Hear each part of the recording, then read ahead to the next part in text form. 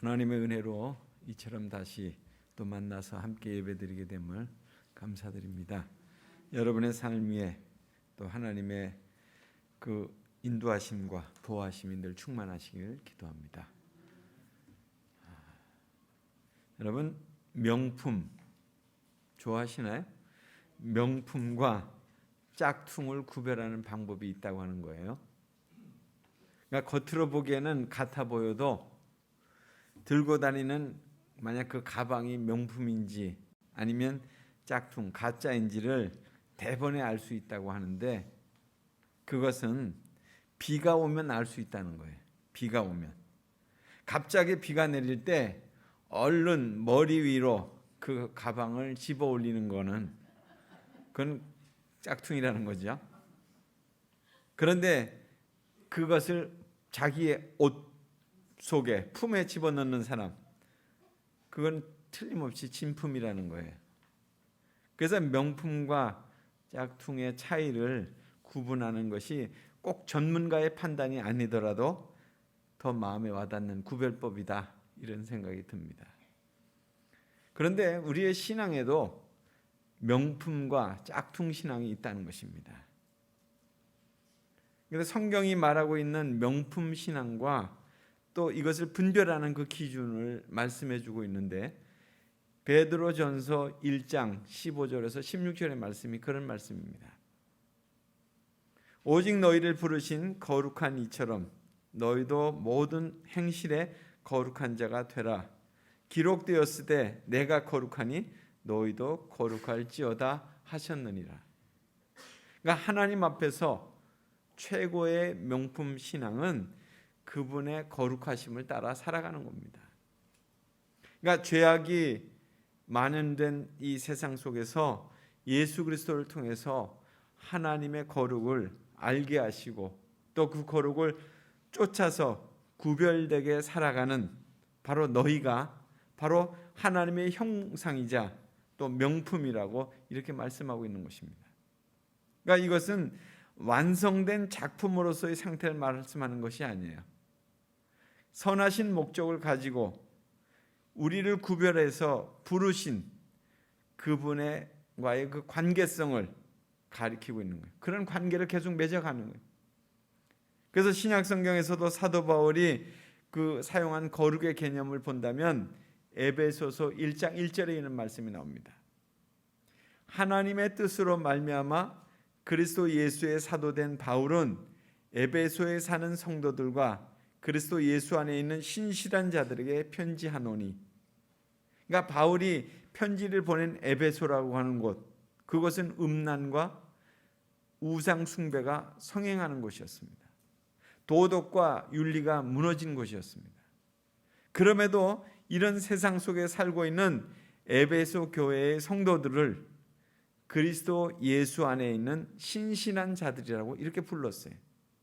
그러니까 에베소 교인들이 신실한 자들이라고 불리워지는 이유, 그것은 비록 육체적으로는 타락하고 퇴폐적이고 패역한 시대를 살고 있지만 자기 스스로를 하나님께 구별시키고 언제나 그리스도 안에 거하고 하나님의 성품을 닮아가려고 애를 쓰고 하나님의 뜻에 순종하려고 스스로를 구별시켰기 때문에 그러하다는 것입니다. 그래서 하나님과의 관계를 향하여 자기를 구별시킨 모습을 보고, 그리고 그들의 이름을 성도, 거룩한 백성들의 무리 이렇게 불렀다는 겁니다. 고린도전서 1장 1절에서 2절에도 보면 하나님의 뜻을 따라서 그리스도 예수의 사도로 부르심을 받은 바울과 형제 소수대네는 고린도에 있는 하나님의 교회 곧 그리스도 예수 안에서 거룩하여지고 성도라 부르심을 받은 자들과, 그러니까 고린도 역시도 음란한 도시이자 우상 숭배의 도시였습니다. 그러나 바울은 고린도에 살고 있는 성도들 역시 거룩하여지고 성도라 부르심을 받은 자들이라고 이렇게 말씀하고 있어요. 그러니까 그리스도 예수 안에서 거룩하여진 사람, 이것이 바로 하나님의 백성에 대한 성경적 표현이라는 거예요. 그러니까 바울이 에베소 교회를 향해서 또 고린도 교회를 향해서 이렇게 성도라고 불렀던 사람들은 어떤 사람들이었습니까? 단순히 에베소 교회에 출석하고 있기 때문에, 혹은 고린도 교회 입교해서 교회 공동체에 소속되어 있기 때문에 그렇게 부른 것은 아닙니다. 바울이 성도라고 불러준 사람들에게는 전제 조건이 있었습니다. 먼저는 하나님의 부르심을 입은 자로 그리스도 예수 안에 속한 사람이었어요. 그 다음으로는 예수 그리스도를 닮아서 하나님께 구별되어야 한다는 것입니다. 그렇다면 나는 지금 어디에 속하여 있습니까? 우리가 세상에 살고 육신은 세상 속에 풍조와 문화 속에 살아가고 있다고 할지라도 우리의 진짜 주소는 그리스도 예수 안에 있어야 하는 것입니다. 겉은 신앙을 따라 흉내를 내고 있지만은 마음은 온통 세상 문화에 끌려다니면서 세상의 흐름에 타협하면서 그 흐름을 따라가는 사람이라면 그의 주소는 세상 아니라고 그렇게 불러야 할 것입니다. 그래서 모름지기 성도는 세상에 오염되지 않고 세상 문화에 동화되지 않아야 하는 것입니다. 사도행전 20장 32절에도 지금 내가 여러분을 도와 여러분을 주와 및 그 은혜의 말씀에 부탁하노니 그 말씀이 여러분을 능히 든든히 세우사 거룩하게 하심을 입은 모든 자 가운데서 기업이 있게 하시리라. 그러니까 하나님께서 우리를 거룩하게 하시기 위해서 부르신 이유 뭐예요? 기업이 있게 하시리라. 기업을 주시기 위해서. 그러니까 하나님은 그리스도 예수 안에서 신실한 자, 거룩함을 입은 자들을 통해서 패역하고 음란한 세대를 사는 자들, 성도들에게 하나님의 사람들로 이 땅을 하나님의 나라로 바꾸실 계획을 갖고 계신다는 거예요. 그 일을 위해서 우리를 부르셨다는 거죠. 그래서 예수 안에서 신실한 성도를 통하여 죽어가는 모든 사람들에게 새 소망을 주시고 또 삶의 의미를 잃은 이들에게 하늘의 가치관을 주시고 또 하루살이처럼 허무하게 사는 이들에게 영원한 생명을 주시기를 원하신다는 것입니다. 이제 그러기 위해서는 우리의 예배를 한번 점검해 봐야 됩니다. 나는 어떤 예배자인가? 우리가 하나님을 가까이 하고 하나님의 사람으로 세워지기 위해서는 반드시 세상으로부터 구별되어야 하는 것입니다. 그 구별됨은 오직 예배를 통해서만이 얻을 수 있는 것입니다. 모든 인간이 죄로 오염된 이후에 인간을 구원하기 위한 하나님의 유일한 대안이 바로 제사 아니었어요? 예배 아니었어요? 제사는 죄인을 위해서 희생시킬 제물을 준비하고 대속의 제물을 통해서 사람의 죄를 씻어주시는 하나님의 특별한 방법이었어요. 죄사함을 받게 하시기 위해서. 그래서 제사에는 하나님께서 요구하시는 특별한 원칙과 절차가 있었기 때문에 제사 드리는 법을 배우는 일이 매우 중요했습니다. 레위기가 바로 그런 내용들이 담고 있잖아요. 따라서 이 일은 일정 기간 동안 구별된 생활을 하면서 전문적인 훈련을 받은 레위 지파의 제사장들에 의해서 수행되어졌죠. 그래서 그리스도를 통해서 우리가 제사장 된 사람들 아니에요. 우리도 구약시대 제사장들처럼 하나님을 섬기는 그런 전문 훈련을 받아야 하는 것입니다. 그렇지 않으면 자기 멋대로 세상적인 질서를 따라서 하나님을 섬기는 실수를 범하게 된다는 겁니다. 그러니까 제사장의 신분을 가진 우리가 하나님이 받으시는 예배를 위해서 혼신의 힘을 다해서 구별된 삶을 살아야 하는 것입니다. 그래서 우리가 금년에 또 주제도 일상으로 드리는 예배이지만 이제 지난주부터 레위기의 말씀을 통해서 한번 그 의미들을 살펴보려고 했었습니다. 그 중에 지난 레위기 1장에서 그 공부한 내용 중에 번제 드리는 과정을 제가 소개했습니다. 그것을 다시 말씀을 드리면 첫 번째로 번제, 모든 제사의 기본이 되는 것입니다. 바치는 사람이 제물과 함께 회막문으로 들어갔다는 것입니다. 그러니까 이것은 제물과 함께 자신을 바친다고 하는 헌신의 표시였어요. 자기가 제물로 바칠 그 짐승을 데리고 오는 것입니다. 그러니까 제물만 바치는 것이 아니라 자기 자신을 바친다, 그런 의미죠. 그리고 회막문 앞에서 바치되 주인이 그 제물의 머리에다가 안수를 했습니다. 그러니까 안수한다고 하는 것은 자신의 죄를 전가시킨다는 거예요. 내 죄를 대신해서 이제 이 짐승이 죽는 거잖아요.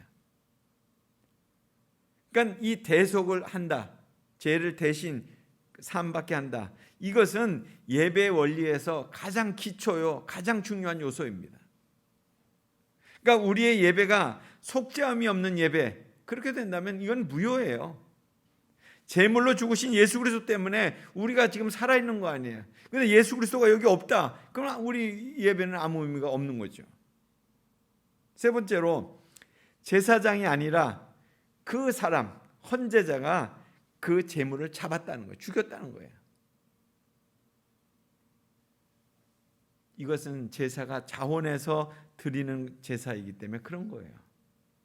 번제물 역시도 의무로 드려진 것이 아니라 자원해서 드려졌기 때문에 그가 그것을 끌어와서 그 짐승을 죽인 거죠. 그러니까 어떤 보상도 기대하지 않습니다. 그러니까 헌신과 감사의 마음으로, 하나님을 경외하는 마음으로 그렇게 예물을 드리는 거죠. 그리고 네 번째로는 그렇게 죽인 다음에 머리를 베었습니다.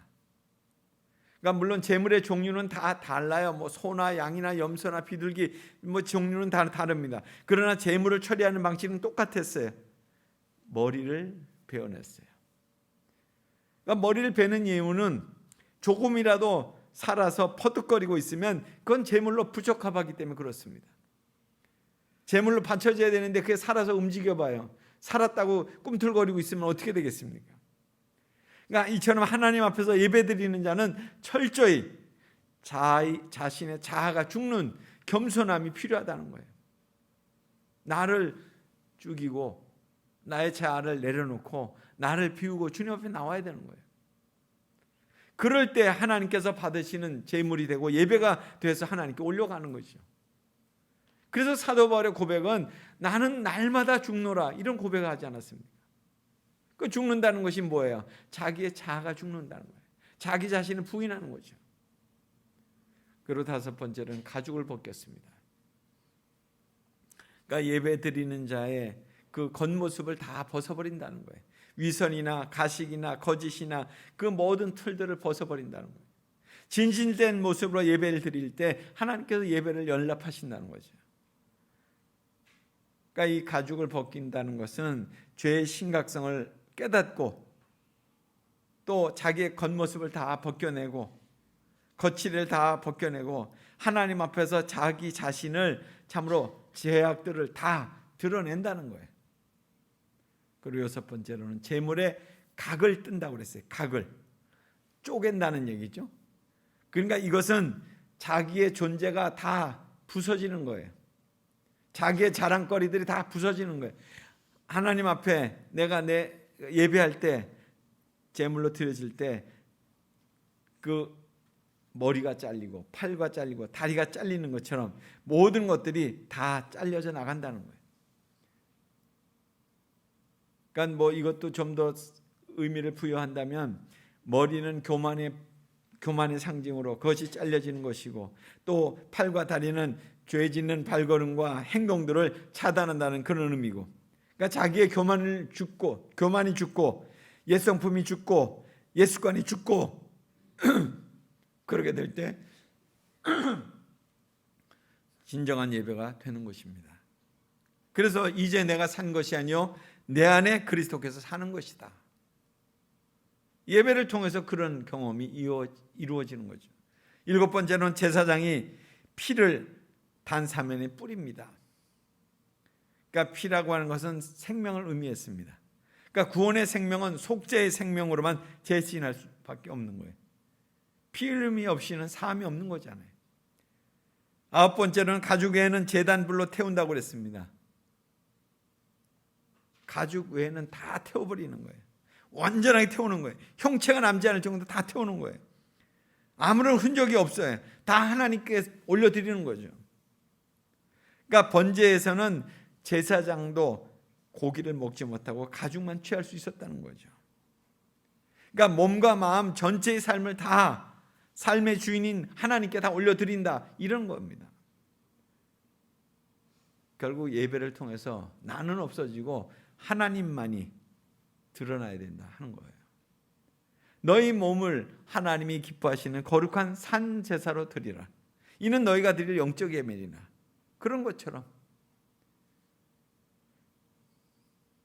그리고 그 향기가 하늘로 올라갑니다. 그러니까 드리는 자는 하늘 향해서 그 영적인 열정을 쏟는 것뿐이에요. 향기로우신 제물, 그 예수 그리스도께서 우리 위해서 그렇게 제물 되신 것을 오직 그것만 흠양하는 것입니다. 그리고 마지막으로는 정강이 내장을 물로 또 깨끗이 씻습니다. 그러니까 짐승 중에서 가장 더러운 부분이 그 내장 아니겠어요? 그 내장에 그가 먹은, 짐승이 먹은 모든 것들, 이런 것들이 소화된 그런 소화물들이 가득 차 있잖아요. 그런 것들을 깨끗이 씻어서 태운다는 거예요. 그러니까 단순히 버리는 것이 아니라 하나님께 올려드린다는 차원에서 깨끗이 그렇게 하는 거예요. 정강이도 역시 마찬가지입니다. 짐승의 다리, 여러 가지 오물들이 많이 묻어 있으니까 그렇게 하는 것입니다. 그러니까 내장은 보이지 않는 부분이에요. 보이지 않는 부분. 그러니까 우리의 어떤 내면, 뭐 미움이나 시기나 질투나 불평이나 혈기나 모함이나 원수 맺는 것이나 이런 것들이 담겨져 있는 그런 부분들을 깨끗이 씻어서 정결케 해서 하나님께 올려드린다. 또 정강이는 보이는 부분이에요. 보이는 부분. 우리의 어떤 악한 행위들, 추한 행위들, 이런 것들을 정결케 해서 주님께 올려드린다 하는 것입니다. 결국 우리는 이제 정리를 한다면 거룩하신 하나님 앞에 우리는 어떻게 예배해야 될 것이냐 하는 겁니다. 세 가지가 있습니다. 첫째로는 예배라고 하는 것은 하나님이 정하신 기준이 있는데 그 기준대로 우리가 예배해야 되는 것입니다. 지금 번제물도 그렇게 드려졌잖아요. 그러니까 하나님의 정하신 원칙, 하나님이 원하시는 것, 제사나 순양의 기름이 먼저가 아니라 하나님이 정하신 원칙이 있는데 곧 말씀대로 하느냐 그렇게 행하지 않느냐 하는 순종의 예배가 먼저라는 거예요. 그 사무엘에도 보면, 사무엘상에도 보면 바울과 사울과 사무엘 간의 관계 속에서 그렇잖아요. 전쟁을 하려고 하는데 사무엘 오지 않자 그냥 먼저 자기가 마음대로 했잖아요. 결국 그것으로 인해서 어떻게 됐습니까? 폐위가 된 거잖아요. 그러니까 예배에 열심을 내고 사모하는 것은 신앙인이 마땅히 가져야 될 자세이긴 하지만 그 열심이 하나님의 원칙에 근거하지 않고 자신의 편의를 도모하기 위한 수단이라면 그건 하나님을 기쁘시게 하는 예배가 될 수 없다는 거예요. 다윗이 예루살렘으로 법궤를 옮길 때 그 얼마나 거창한 거, 참으로 그 복된 일입니까? 그런데 우사가 그 잘못함으로 인해서 죽는 사건이 일어나잖아요. 사무엘 하에. 그럴 때 다윗이 하나님이 원하시는 방식으로 그것을 옮겨올 수밖에 없었어요. 그러니까 이처럼 의도가 좋다고 하더라도 모든 것이 다 합법화될 수는 없는 거예요. 여러분, 하나님의 일을 하고자 하는데 일이 잘 안 풀린다면 먼저 하나님이 세우신 말씀하신 방식과 원칙에 이것이 정말 부합되는가? 이걸 먼저 살펴봐야 됩니다. 그리고 하나님께서 세워주신 법칙을 어기지 않도록 성경을 연구하고 그리고 기도해야 하는 것입니다. 그러니까 바른 예배는 나의 필요가 먼저가 아니라 하나님이 요구하신 기준이 먼저여야 된다는 거예요. 바른 예배는 얼마나 열정적이냐 이것보다는 얼마나 바르게 드리느냐 이것이 더 중요하다는 것입니다. 그러니까 예배라고 하는 것은 타락한 사람을 하나님 쪽으로 오게 하는 하나님의 부르심이잖아요. 때문에 나의 상태가 어떤 상황이냐 보다는 하나님의 기준을 찾는 일이 더 중요하다 하는 것입니다. 우리의 의와 열심도 중요하지만 하나님이 제안하신 방법, 바른 정신이 더 먼저다 하는 것입니다. 그리고 두 번째로는 예배 가운데 대속의 피 흘림의 은혜가 있느냐는 거예요.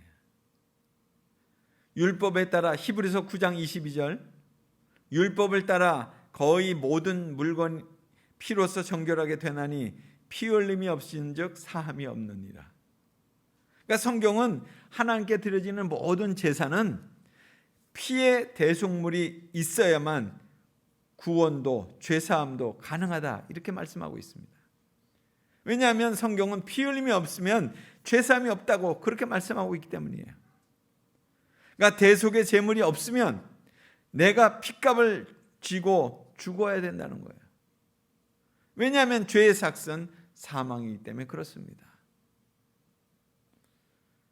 레위기 17장 11절에 보면 생명이 피에 있으므로 피가 죄를 속하느니라 하였습니다. 또한 죄의 삭은 사망이라고도 했습니다. 지금 시대는 너무나도 악하잖아요. 예수님의 십자가가 아니고도 구원에 이르는 길이 있다고 이렇게 말하는 세대가 됐어요. 피 흘림이 없는 예배, 그것이 오히려 사람들에게 관심을 더 끌고 있잖아요. 즐거움을 주는 예배, 그것이 사람들에게 더 관심을 갖고 있잖아요. 교회 안에서 회개 없는 예배, 사죄 은총이 없는 신앙인들이 자유로운 시대를 우리가 그냥 살아가고 있어요. 오랜 세월 신앙생활을 해도 사람들의 변화를 기대할 수가 없습니다. 피 없는 제사, 회개 없는 예배, 예수 없는 구원, 이것이 마지막 때에 나타날 종말론적인 징조들입니다.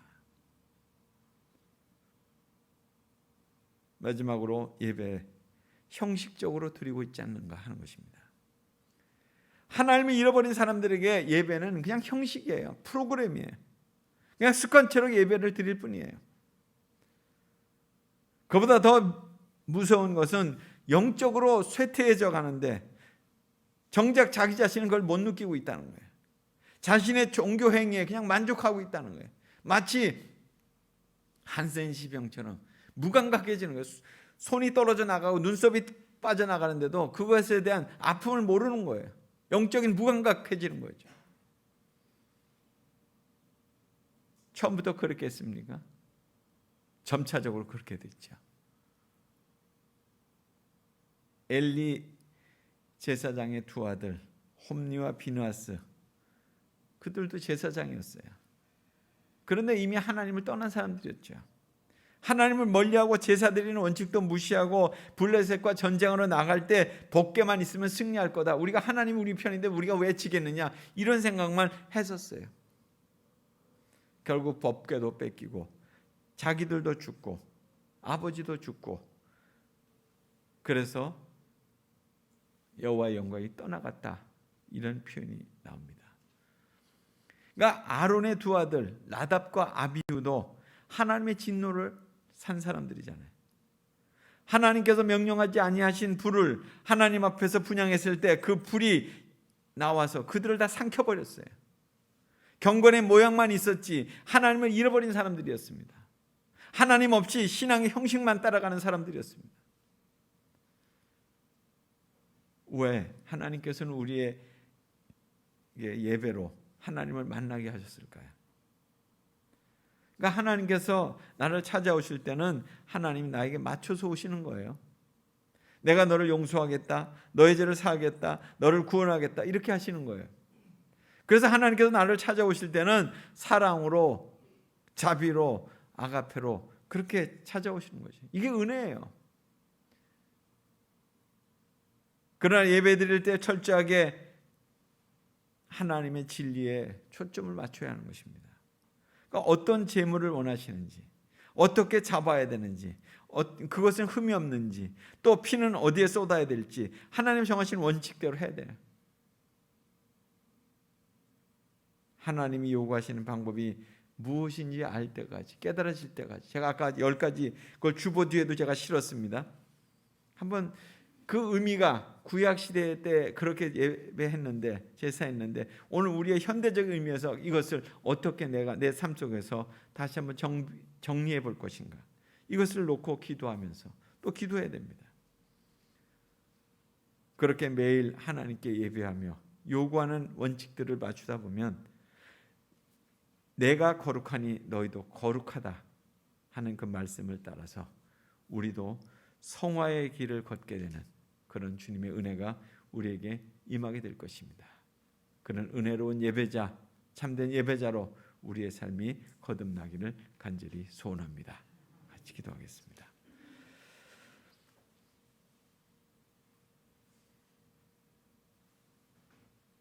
하나님, 오늘도 주님 앞에 우리의 마음을 모으며 나왔습니다.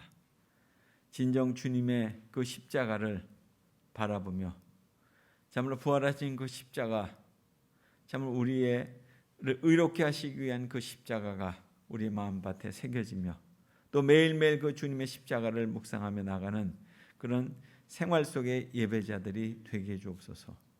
구약 시대 때 짐승을 가져와 잡고 그리고 그것을 통해서 그의 죄의 대속함을 참으로 경험했던 그 예배자들처럼 우리 죄에 대해서 철저히 몸부림치며 다시 한번 하나님의 참된 심령으로 거듭나는 하나님과의 그런 참된 관계 속의 예배자가 되게 해 주옵소서.